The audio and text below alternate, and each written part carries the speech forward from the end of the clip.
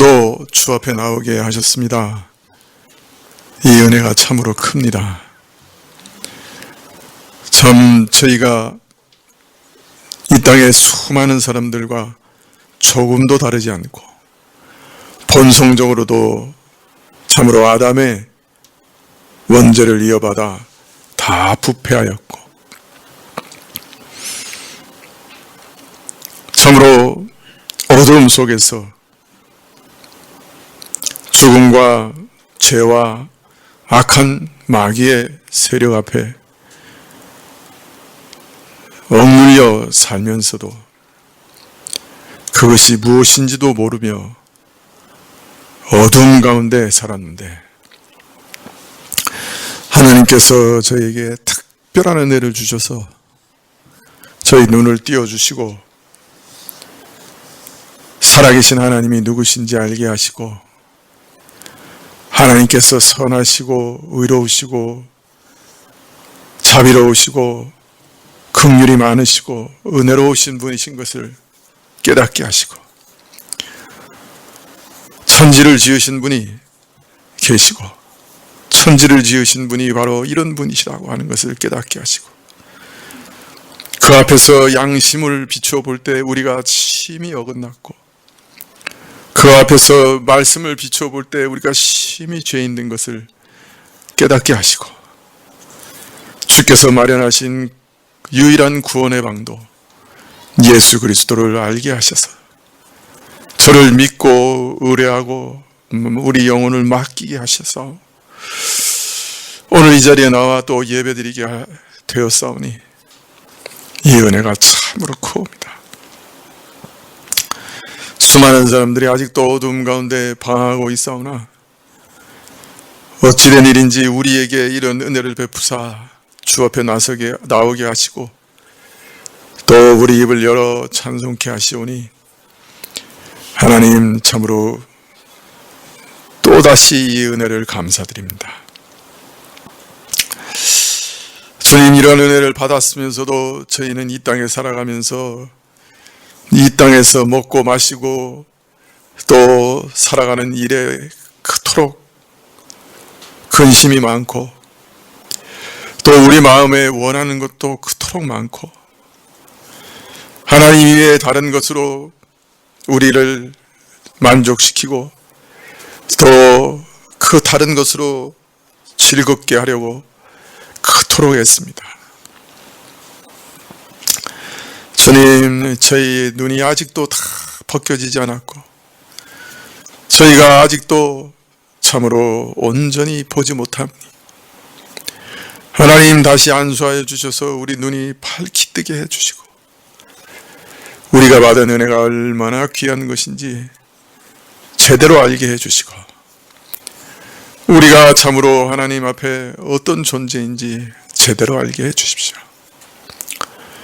그래서 세상 것이 있든지 없든지 그것에 너무 참으로 마음이 몰입되거나 치중되지 않게 해주시고 우리 가진 것에 너무 마음을 치심하지 않도록 도와주시고 하나님 이외에 그 어떤 분도 이 땅에서 의뢰하지 않도록 어떤 것도 의뢰하지 않도록 도와주시옵소서. 주님, 참으로 하나님만 의뢰하기를 원하셔서 지금 이 땅에서 하나님 이외에 의뢰할 만한 것들을 다 끊으시고 견고하게 보이던 것들을 다 흔드시고 사람이 의뢰하고 참으로 기대었던 것들이 다 허물어지게 하시니 하나님의 권능이 놀랍습니다. 아버지 하나님, 이러한 가운데 우리 믿는 자들부터 세상을 의지하던 것 다 끊어버리고 하나님만 의뢰할 수 있는 믿음 주시기를 원하고 세상 사람들도 세상에 참 의뢰할 만한 것이 없고 견고한 것이 없고 든든한 것이 없다는 것을 발견하고 영원한 반석 대신 하나님 앞에 찾아 나올 수 있도록 역사해 주십시오. 사람들의 마음을 가난하게 해주시고 참으로 중요한 것이 무엇인지 발견할 수 있도록 도와주시옵소서. 그러나 악한 자들에게도 해와 비와 먹을 것을 주시는 하나님, 저희가 너무나 곤비하고 인류가 다 큰 고통 속에 있사오니 그 때를 단축시켜 주시기를 원하고, 우리 삶의 기반이 송두리째 무너지는, 좀 그래서 수많은 사람들이 생명을 잃고 집을 잃고 가정을 잃는 큰 어려움이 생기지 않도록 하나님께서 지탱하여 주시기를 간절히 기도합니다. 나라마다 부채들이 많이 쌓여서 앞으로 어떻게 될까 다들 두려워하고, 경제학자들도 한 번도 본 적이 없어서 예측할 수 없다고 하고, 아버지 정치가들도 주님 오늘 살기 위해서 내일은 어찌 될지 몰라도 참으로 빚을 쌓아가고 있사온데,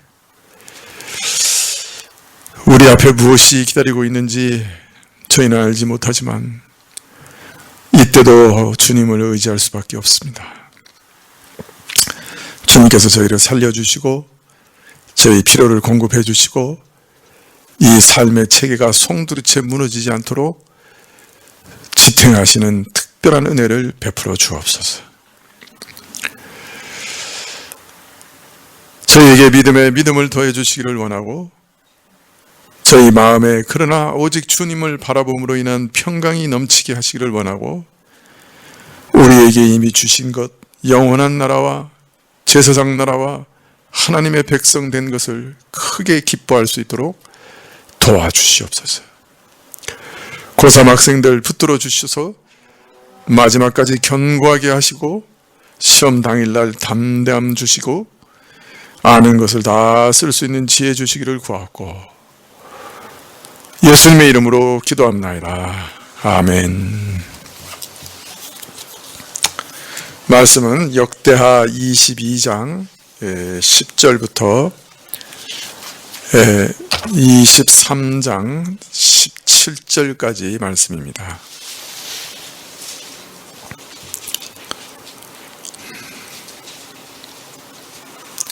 역대하 22장 10절부터 23장 17절까지인데요. 구약 685쪽입니다.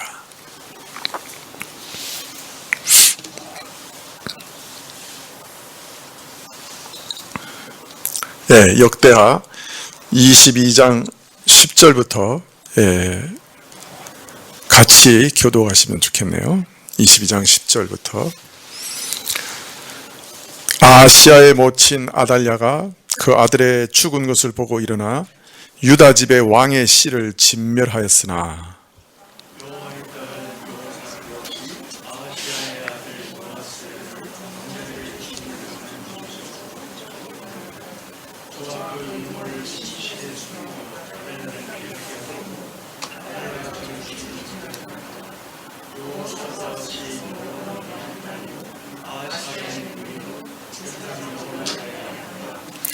요아스가 저희와 함께 하나님의 전에 6년을 숨어 있는 동안에 아달랴가 나라를 다스렸더라.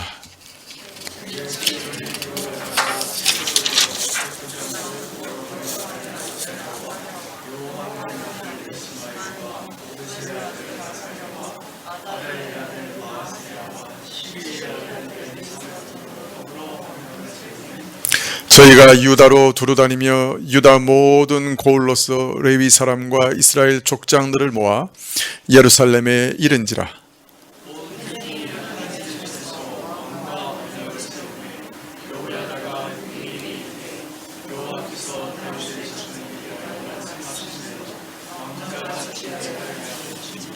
이제 너희는 이와 같이 행하라. 너희 제사장과 레위 사람 곧 안식일에 입번한 자의 3분의 1은 문을 지키고,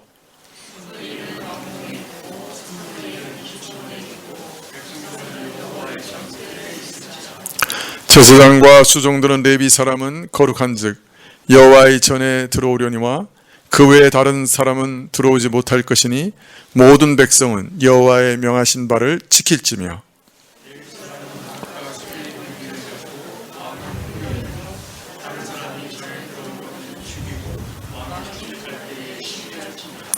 레위 사람과 유다 무리가 제사장 여호야다의 모든 명한 바를 준행하여 각기 수하의 안식일에 입번할 자와 안식일에 출번할 자를 거느리고 있으니 이는 제사장 여호야다가 출번하는 자를 보내지 아니함이더라.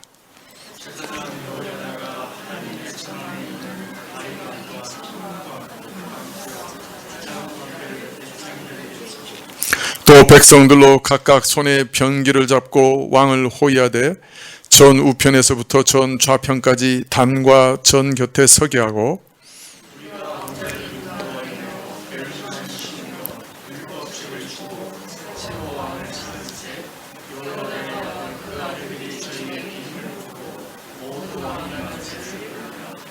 아달랴가 백성들이 분주하며 왕을 찬송하는 소리를 듣고 여호와의 전에 들어가서 백성에게 이르러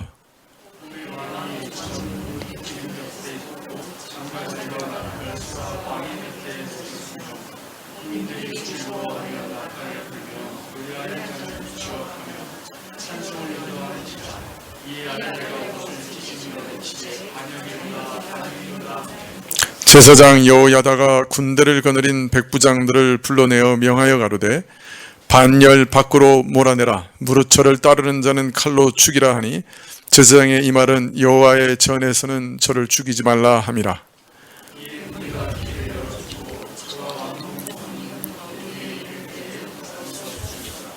여호야다가 자기와 뭇 백성과 왕의 사이에 언약을 세워 여호와의 백성이 되리라 한지라.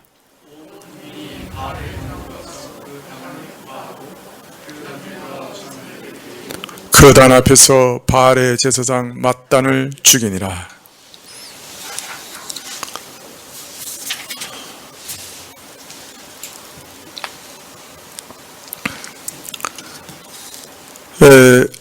오늘 우리가 읽은 이 본문 말씀은 구약 이스라엘의 역사 가운데서 어떤 면에서는 가장 아찔한 장면을 기록하고 있다고 할 수 있습니다. 아니, 구약 역사뿐만 아니라 어떤 면에서 인류 역사에 있어서도 가장 아찔한 장면일지도 몰라요. 그 중에 하나일 거예요.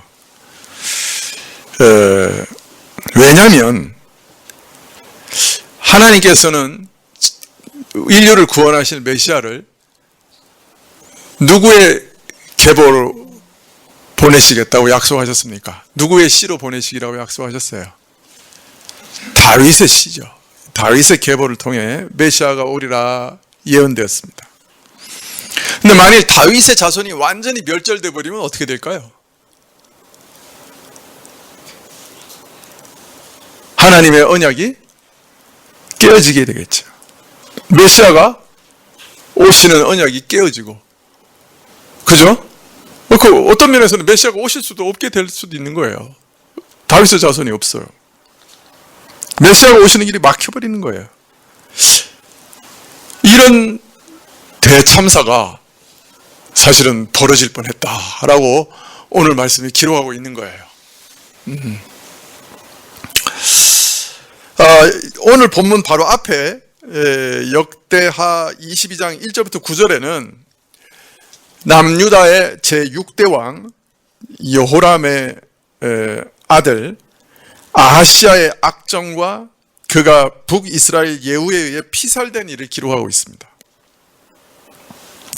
그리고 오늘 말씀은 이 아하시아의 모친 아달랴가 남유다의 모든 왕손을 제거하고 왕권을 찬탈한 사건을 기록하고 있습니다.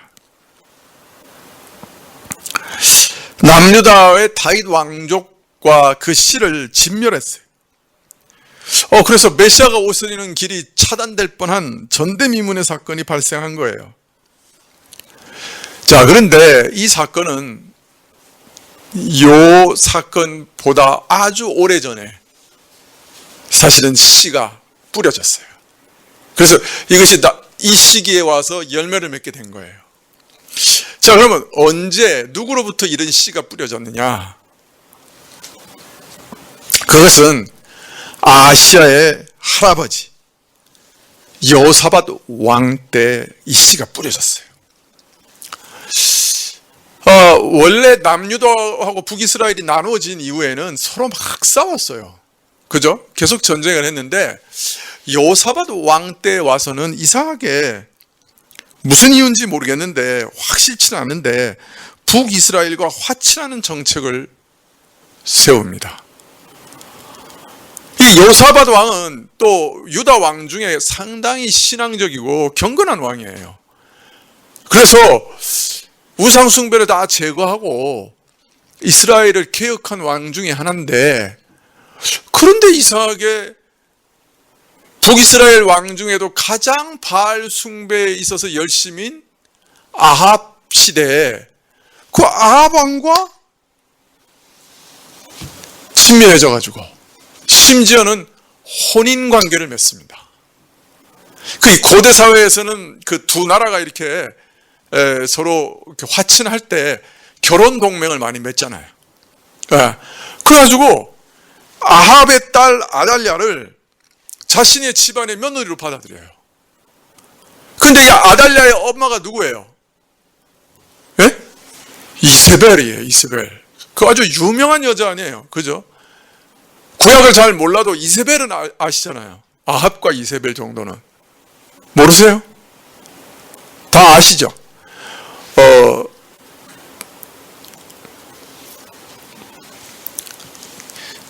여담인데, 옛날에 그 호중가에서 어떤 여자 선교사님이 오셨는데 이름이 이세벨이야. 근데 놀라서 이제 한국에 와서 이세벨이 이세벨인 줄 알고 깜짝 놀란 거예요. 영어로는 지제벨이거든요. 그 자기 이름이 이세벨하고 같다는 거에 너무 놀래가지고, 그 히브리어가 이세벨이라고. 그래서 충격을 받고 한 1년 사역하다가 다시 돌아갔어요. 너무 충격을 받아가지고. 그만큼 악독한 여자요. 그러니까 구약에서 가장 악독한 여자지. 그죠? 예. 근데 선교사님 이름이 자기가 그 이세벨이야. 얼마나 충격을 받았는지 몰라요. 자기 이름이 그 성경에 그런 악독한 여자 중에 하나인 줄, 그 최고의 악독한 여자 이름을 가졌다고. 그런 여자의 딸이요. 그러니까 또 얼마나 악독하겠어. 엄마한테 그냥 다 배운 거지, 그냥. 근데 그런 여자를 자기 아들 여호람하고 혼인을 시킨 거예요. 바로 이 때문에, 이 혼인 동맹 때문에 다윗 왕가가 결정적으로 몰락하게 됩니다. 이게 계기가 돼요.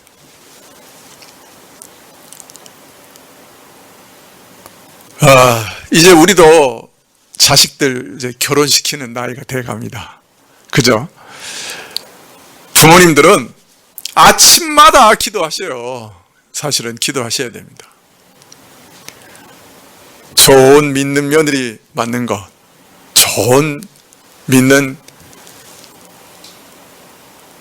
사이 맞는 것, 이거 굉장히 중요해요.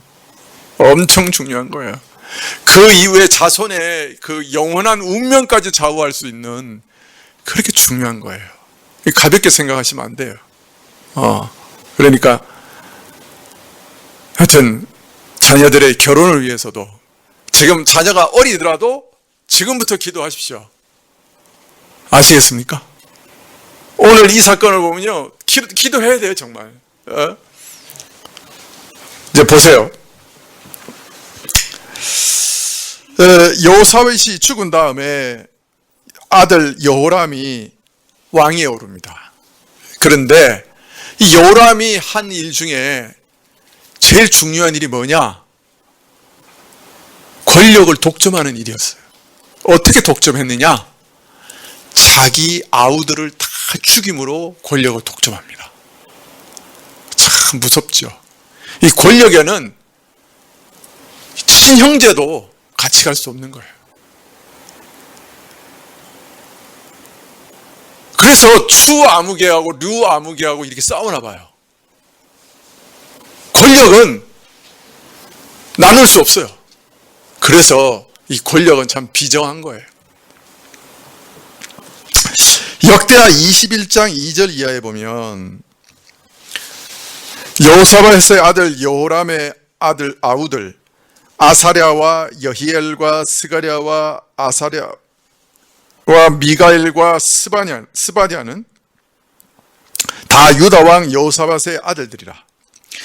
그의 아버지가 그들에게는 은금과 보물과 유다 견고한 성읍들을 선물로 후히 주었고, 여호람은 장자이므로 왕위를 주었더니 여호람이 그의 아버지의 왕국을 다스리게 되어 세력을 얻은 후에 그의 모든 아우들과 이스라엘 방백들 중 몇 사람을 칼로 죽였더라.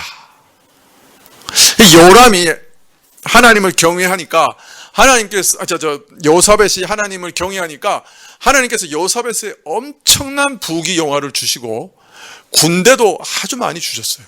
군사력도 아주 키워주시고, 그래서 아주 막강한 그 강대국이 됐어요. 자, 그런데 이 여호사밧이 이 강대국이 된 나라를 어떻게 다스렸느냐?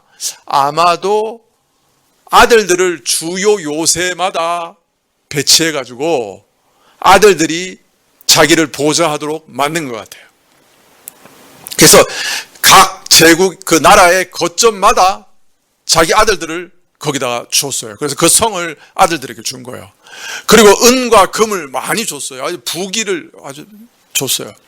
자, 그러니까 여호사밧이 통치할 때는 아주 쉬웠을 거예요. 그죠? 아들들이 다 이렇게 지방마다 중요한 구석구석마다 서서 든든하게 이렇게 다스리고 있으니까 여호사밧이 다스리는 동안에는 아주 좋았을 거예요. 그런데 그 아들 요람이 딱 왕위에 앉아보니 자기하고 비슷한 세력을 가진 형제들이 나라 곳곳에 있어. 요새를 차지하고 거기다가 은금도 많이 있어. 옛날에 군사를 일으키려면 뭐가 있어야 돼요? 지금도 마찬가지지만 돈이 있어야 되는 거예요. 돈도 있고 세력도 있고 거점도 있는 형제들이 유다 곳곳에 있는 거예요.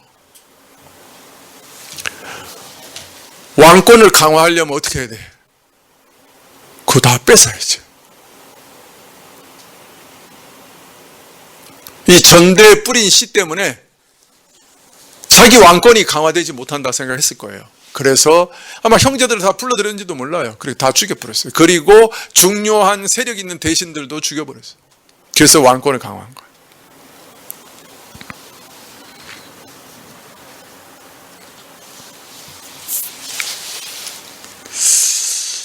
자, 그런데 자신의 왕위를 위해 형제들과 유다 방백들을 무참히 살해한 악행에 대해서 하나님께서는 네가 너보다 나은 형제들을 죽였다, 선한 형제들을 죽였다, 그렇게 얘기해요. 말씀하세요. 그런 거 보면 이 사람들이 먼저 형님 여호람에 대해서 뭔가 불순한 마음을 품었던지 이런 건 전혀 없었던 것 같아요. 그 아주 선한 사람들이었어요. 자, 그런데 형제들이 일시에 다 죽여버렸단 말이에요. 자, 그런데 성경에는 나와 있지 않지만 여호람이 혼자 스스로 이것을 계획했을까요?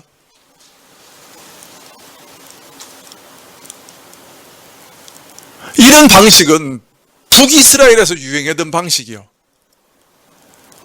전대 왕조의 아들들, 손자들까지 싹 다 죽이는 거예요.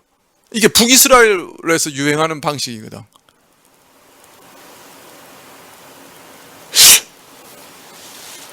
오늘 읽은 본문에 보니까 자기 손자들도 싹 다 죽이는 사람이에요. 이 사람이, 그죠? 그러니 자기 남편의 형제들을 죽이라고 부추기지 않았을까요?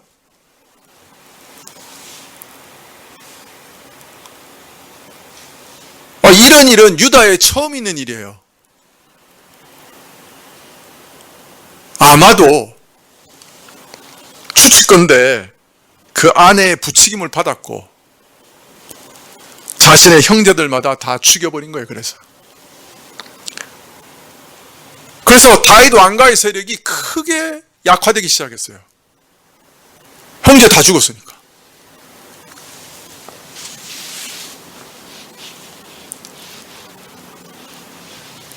보통은 아내들의 조언이 참 현명한 조언이에요. 그러니까 남편들은 귀 기울여서 잘 들어야 돼요. 그런데 간혹 이기적인 조언을 할 때가 있어요. 왜냐하면 이 여인들은 보호 본능이 강하기 때문에 아주 다른 사람 생각보다는 내 자식, 내 남편, 그래서 어떤 면에서 상당히 이기적인 조언을 할 때도 있어요. 그래서 남편들은 아내들의 조언을 절대로 무시하면 안 되고, 아내의 조언을 무시하는 사람들은 거의 죄송해요. 하여튼 그런 일 많이 당하는 걸 내가 봤어요. 아내의 조언을 잘 들으셔야 돼요. 그런데 간혹 이기적인 조언을 할 때도 있으니까 잘 분별해야 돼요. 아내가 아주 무서운 조언을 한 것 같아요. 그래서 형제들 다 죽여버렸어요. 자, 요람이 이제 아달랴의 남편 요람이 이제 죽어요. 죽은 다음에 막내 아하시아가 왕이 됩니다. 왜 다른 형들은 다 놔두고 막내가 왕이 됐을까요? 그것은 역대하 22장 1절에 이렇게 되어 있습니다. 예루살렘 주민이 요람의 막내 아들 아하시아에게 왕위를 계승하게 하였으니 이는 전에 아라비아 사람들과 함께 와서 진을 치던 부대가 그의 모든 형들을 죽였습니다. 그러므로 유다 왕 요람의 아들 아하시아가 왕이 되었더라. 왜 아라비아 사람들이 와서 이 아하시아의 형들을 다 죽여버렸느냐? 하나님께서 요람의 우상 숭배와 자기보다 착한 아우들을 죽인 것을 보시고 심판하셨어요. 이 사람들을 통해서, 아라비아 사람들을 통해서. 그래서 그 아들들을 쳐들어와서 다 죽여버린 거예요. 그 아내들도 죽이고. 때문에 막내 아들 아하시아가 왕위를 계승하게 된 거예요. 자, 아달랴의 꾀임에 빠져 아우를 죽인 연유로 인해 요람은 자신들의 아들들도 다 잃어버렸어요. 아달랴의 아들들도 다 죽은 거예요. 그러니까 결과적으로는 다윗 왕가는 계속 축소되고 있어요. 사람이 줄어들고 있는 거예요. 그죠? 자, 그래서 요람과 아하시아, 아달랴는 아하시아 하나밖에 안 남았어요. 사실은. 외아들이 돼버렸어요. 자, 그런데 이 막내 아하시아도 아달랴 때문에 죽어요. 역대하 22장 3절에 보시면 아하시아도 아합의 집 길로 행하였으니 이는 그의 어머니가 꾀어 악을 행하게 하였습니다.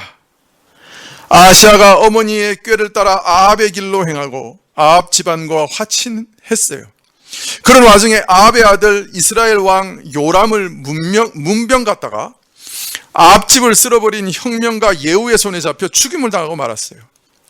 그래서 역대하 22장 8절에 보면 예후로 하여금 아합의 집을 심판하게 하실 때 유다 방백들과 아하시아의 형제들의 아들들 곧 아하시아를 섬기는 자들을 만나서 죽였고 아하시아는 사마리아에 숨었더니 예후가 찾음에 무리가 그를 예후에게로 잡아가서 죽이고 그래서 아하시아의 집이 약하여 왕위를 힘으로 지키지 못하게 됐다. 이렇게 얘기하고 있습니다.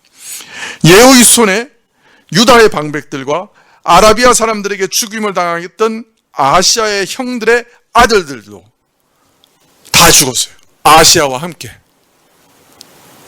그러니까 요람의 형제들 다 죽었죠. 요람의 아들들 다 죽고 아하시아 남았죠. 아하시아가 예후에게 죽을 때 요람의 형제들의 자녀들도 다 죽었어요. 그죠?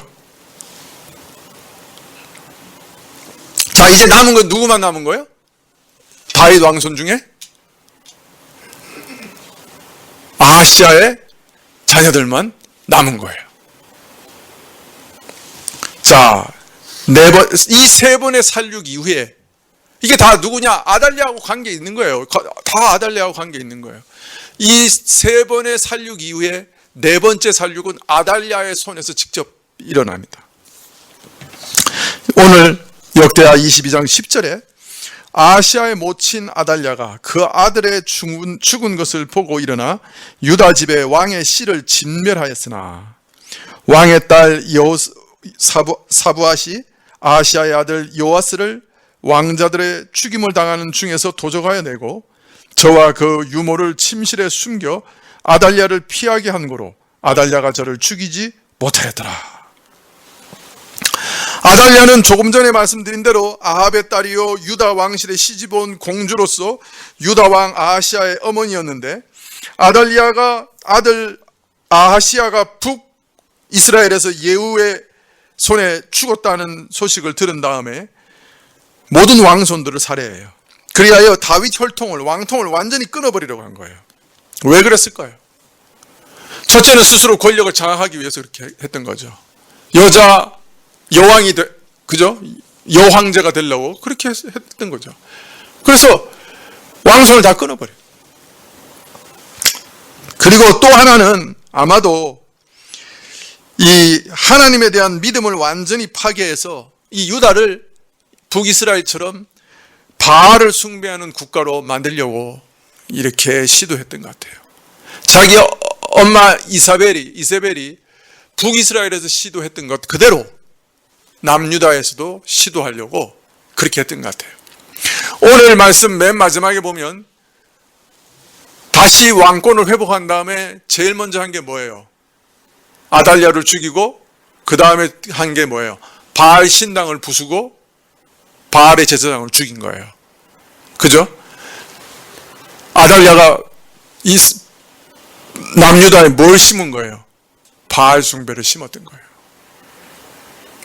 그래서 바알 숭배를 심기 위해서 이런 일을 벌인 거예요. 얼마나 무서워요. 자기 손주들을 다 죽여버렸어요.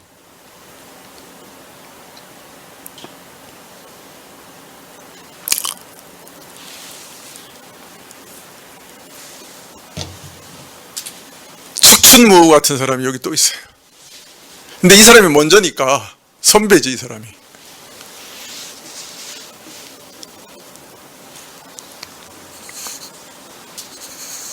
이처럼 우상 숭배하는 아합 집안의 여자 한 사람이 다윗 집안을 송두리째 말아먹습니다. 여호사밧이 북이스라엘의 우상 숭배자들과 통혼한 결과가 이런 처참한 일로 열매 맺었어요. 혈통적으로, 신앙적으로 모든 정통성이 말살되는 비극에 직면하게 된 거예요. 이러한 위기의 배후에는 인간의 권력욕과 사악함, 동시에 하나님의 구속사역을 방해하려는 사단의 역사까지 있었다고 할 수 있습니다. 하나님이 다윗에게 약속하셨던 영원한 언약의 성취는 비단 유다의 왕권과 관계된 것만 아니라 그 계보를 통하여 이 땅에 구속주로 오실 메시아 예수 그리스도의 오심과 관계되어 있기 때문에 사단은 그 왕권을 어떻게든 끊어버리려고 했던 것이죠. 다윗 왕권만 멸절하면 하나님의 구속 사역을 좌절시킬 수 있다는 사실을 사단은 너무나 잘 알았을 거예요. 그래서 호시탐탐 노리다가 아합의 집의 며느리를 통해 이 일을 일으킵니다. 다윗의 씨를 다 쓸어버리려고. 그래서 요람을 부추겨서 형제를 다 죽이고, 또 하나님의 심판을 받아 아들들 다 죽고, 막내 아들까지 죽자 손주까지 싹쓸이 해버렸어요. 그러나 하나님은 다윗의 등불을 끄는 것을 원치 않으셨어요. 아니, 구속의 사역을 결코 포기하실 수 없었어요. 그래서 하나님, 전능하신 하나님께서는 이 위기, 극한 위기 가운데 젖먹이 요아스를 학살의 현장에서 건져내십니다.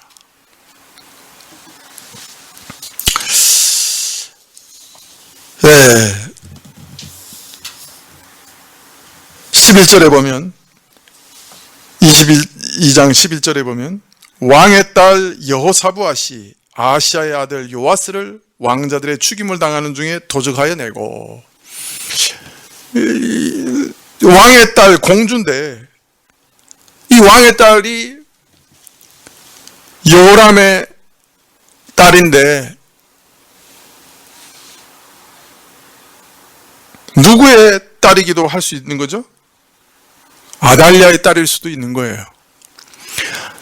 주석학자들은 대부분 아달랴의 딸이 아니라 다른 아내의 딸일 거다, 이렇게 주석을 합니다. 그러나 여러분, 아달랴의 딸이면 어떻게 되는 거예요? 여기서는 그게 누구 딸인지 얘기 안 하고 있는 거예요. 근데 이 아달랴의 딸인데 대제사장하고 결혼했어.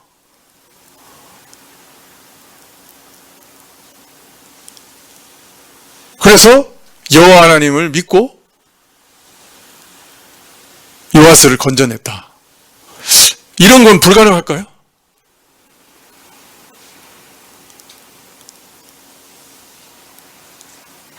아달랴의 딸이기 때문에 오히려 요아스를 숨기는 게 더 쉽지 않았을까요? 다른 여인이 낳은 딸이라고 하면 더 의심을 받았을 텐데, 자기 딸이 자기를 반역해서 손주 중 하나를 숨겼다고 생각하지 못할 수도 있겠죠. 하나님의 섭리는 너무 기이하기 때문에. 사실 성경에는 누구 딸인지 안 나와요. 그죠? 그러나 분명히 왕의 딸이에요.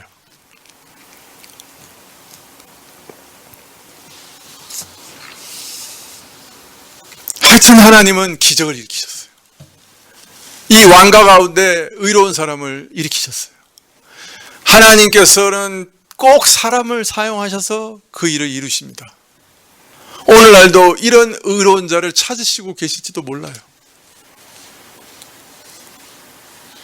오늘도 이 하나님의 사람을 찾으시고 계시는지도 몰라요. 만약 이 대제사장과 이 아내가 없었다고 하면 이 하나님의 사역이 어떻게 됐겠어요?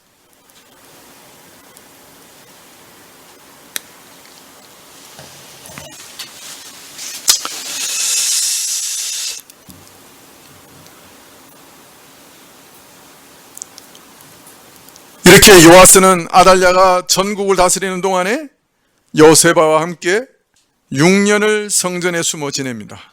7년째 되던 해 여호세바의 남편이요 제사장인 여호야다가 백부장들을 모아 유다로 두루다니며 유다의 모든 고을에서부터 레위 사람과 이스라엘 족장을 모아들입니다.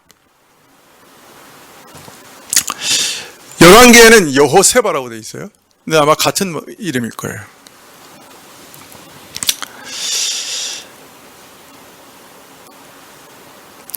자, 백부장들을 모읍니다. 오늘 역대하에 보면 백부장들 이름이 다 하나하나 다 기록되어 있어요. 백부장이라고 하면 뭐 100명의 용사를 거느리는 뭐 우리나라는 중대장 정도밖에 안 되는데, 그런데 이름이 하나하나 다 기록되어 있어요. 이 일이 참으로 중차대하고 이 위기에서 이스라엘을 건져낸 일이 참으로 대단하고 놀랍고 아름답고 큰 일이기 때문에 이 일에 동참한 백부장들 이름을 다 적어 놓으셨어요. 하나님께서 영원히 기억하시는 거예요.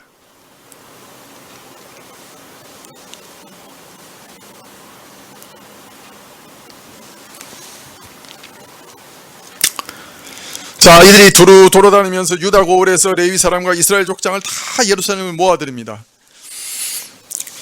그리고 온 회중이 하나님의 전에서 왕과 언약을 맺습니다. 그리고 아달랴를 축출하고 요아스를 왕으로 세워서 다시 다윗 왕통을 회복하는 일을 계획하고, 왕을 보호할 수비대를 세우고, 안식일날 성전에서 제사장 여호야다가 왕을 모셔오고 왕관을 씌우고 율법책을 드리고 왕을 되었음을 선언합니다. 왕에게 기름 부을 때 온 백성이 기쁨으로 왕 만세를 부릅니다. 참 신앙이 있는 자들은 6년 동안 깊은 절망 가운데 있었을지도 몰라요. 아, 하나님의 약속은 이렇게 무너지고 마는가? 하나님께서는 정말 이렇게 우리를 완전히 버리셨는가? 그런데 7년째 하나님께서는 그의 섭리를 보여주시고 저들에게 다시 왕손을 보여주십니다. 저들이 기쁨에 뛰놀았을 거예요. 우리가 생각하는 기쁨보다 더 대단한 기쁨이었을 거예요. 아, 다윗 왕가가 아직도 보존되어 있구나. 하나님께서는 다윗의 등불을 아직 끄지 않으셨구나. 하나님께서는 자신의 약속을 지키셔서 메시아를 다윗 계보를 통해 보내시리라 하신 것을 다시금 이렇게 확증해 주시는구나. 온 백성이 기뻐 왕 만세를 불렀습니다. 하나님의 약속이 다시 세워지고 견고해진 것을 기뻐하지 않을 수 없었던 것이죠. 아달랴가 백성들이 소란한 소식을 듣고 성전에 들어왔다가 깜짝 놀랍니다. 이게 뭐야? 왕이 세워졌어요. 반역이로다 반역이로다 외칩니다. 아달랴가 그 전에 6년 전에는 대단한 세력이 있었어요. 다윗 왕가보다 더 큰 세력이 있었으니까 다 죽였죠. 왕손을. 6년 동안에 어떤 일이 벌어졌는지 모르겠는데, 아니면은 자기를 지지하는 군대와는 떨어져서 무심결에 성전으로 들어왔다가 잡혀 죽었는지도 몰라요. 대제사장이 성전에서 죽이지 말라고 그래서 왕의 그 마문까지 가는 동안 내버려뒀다가 거기서 죽입니다.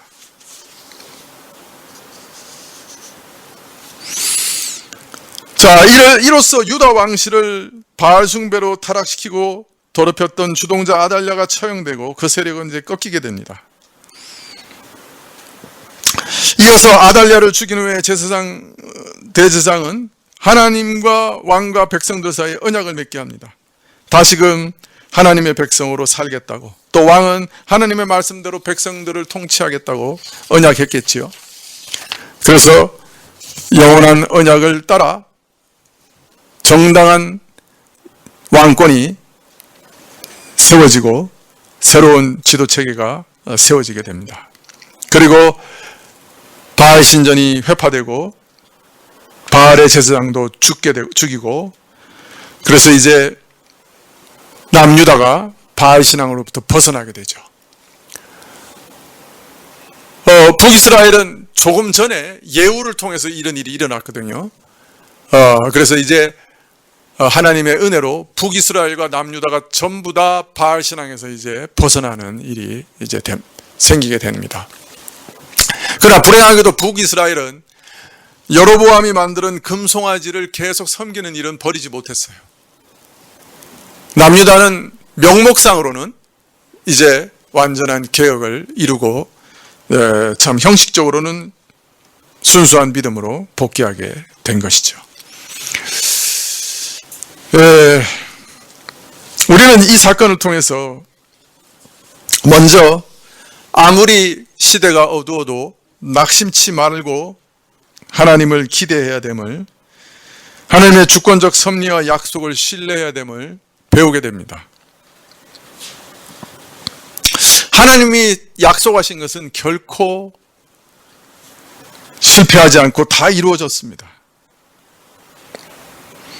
만일 아달랴의 의도대로 되었다고 하면 이 메시아가 오시는 길이 막혔을 거예요. 인류는 그 심판에서 벗어날 길이 없었을 거예요.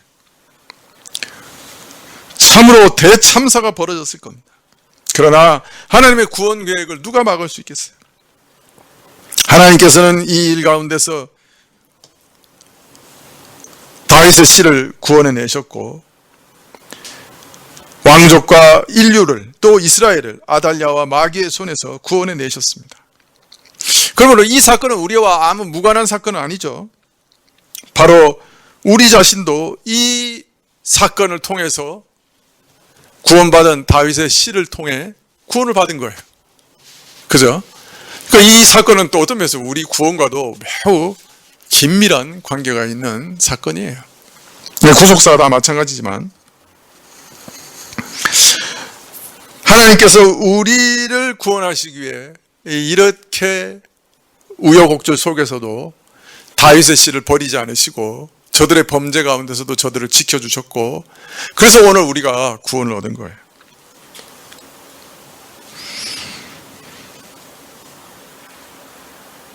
아달랴가 다윗의 씨를 진멸했을 때 신앙이 있는 사람들은 하나님의 약속이 다 끝장났다고 생각했을지도 모릅니다. 그러나 하나님께서는 요아스를 통해 자신의 약속을 이어가셨죠.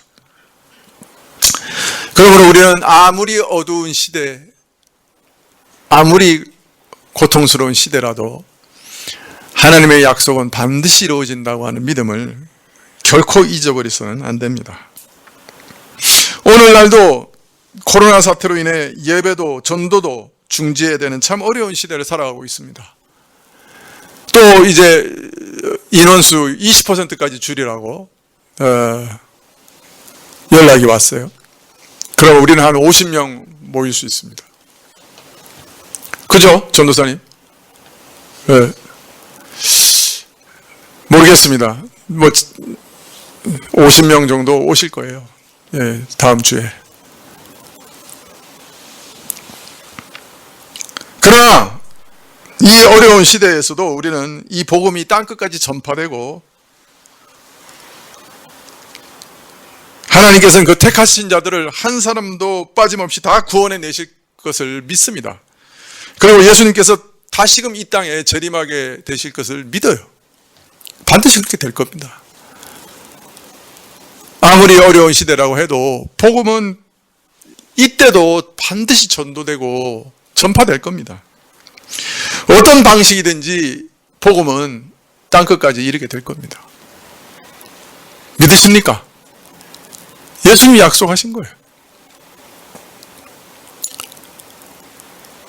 비록 교회들의 모습을 보면 한심하고, 뭐 우리나라만 그렇습니까? 전 세계가 다 그렇죠. 미국의 교회가 한동안은 온 세계의 선교사들을 보냈지만 지금은 자신들 교회를 유지하는 것도 버겁습니다. 유럽은 한동안 완전히 복음화된 땅이었는데 지금은 완전히 복음에서 떠난 땅이 됐습니다. 중국은 1억 명 가까운 신자가 있다고 하지만 삼자교회 신자들은 한 3천만 명. 삼자교회에 속하지 않는 지하교회가 한 4천만 명. 나머지 3천만 명은 2단이라고 생각이 듭니다. 그리고 사실 그 7천만도 제대로 된 신학을 배운 사람들은 거의 없습니다. 그저 지방교회, 뭐 그런 계통들이죠. 워치만이나 이런 사람들의 계통이에요.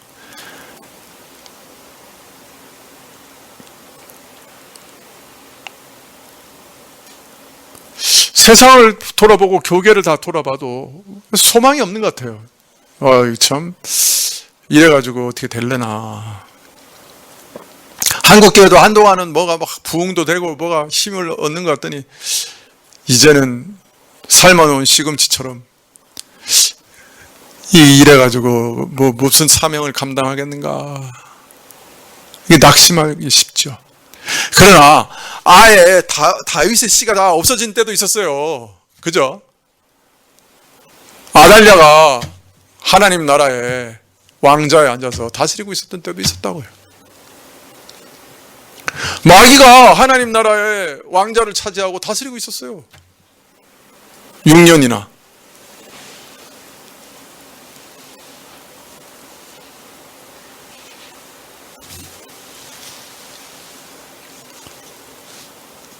그래도 하나님은 약속을 이루셨어요. 다윗의 씨를 보호하시고 예수 그리스도를 보내셨지요. 교회의 모습이 어떠하든지 간에 복음은 땅끝까지 이르게 될 것이고 주께서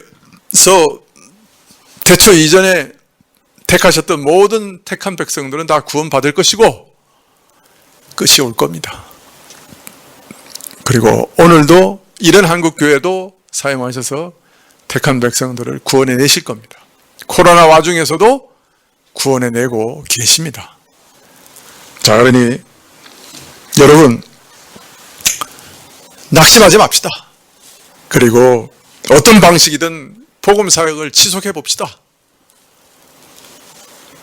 주의 택한 백성들을 찾아봅시다. 전도하는 것을 멈추지 맙시다. 길거리에 나가서 뭘 주려고 해도 사람들이 다 싫어해요.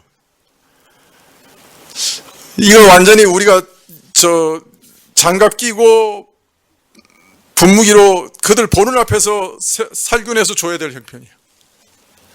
그래도 싫어해. 이게 참 지혜를 짜내도 어떻게 전도를 해야 될지 어려운 때입니다. 그러나 방법이 없겠습니까? 하나님께서 우리에게 지혜를 주실 겁니다. 우리가 그렇다고 사람 전혀 안 만납니까? 그죠?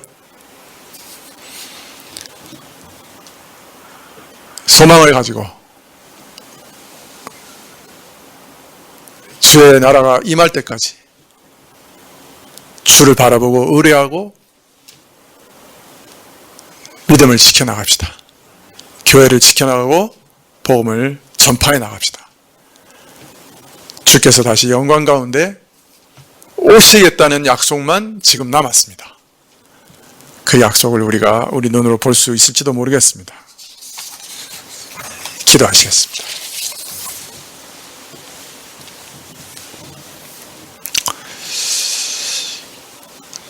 하나님께서 어두운 때도 빛을 주셨고 참 아찔한 위기의 때도 소망을 주셨습니다. 코로나 사태를 맞이해서 교회들마다 고통스러워하고 복음사역은 후퇴하는 것 같고 교회들은 무너지는 것 같고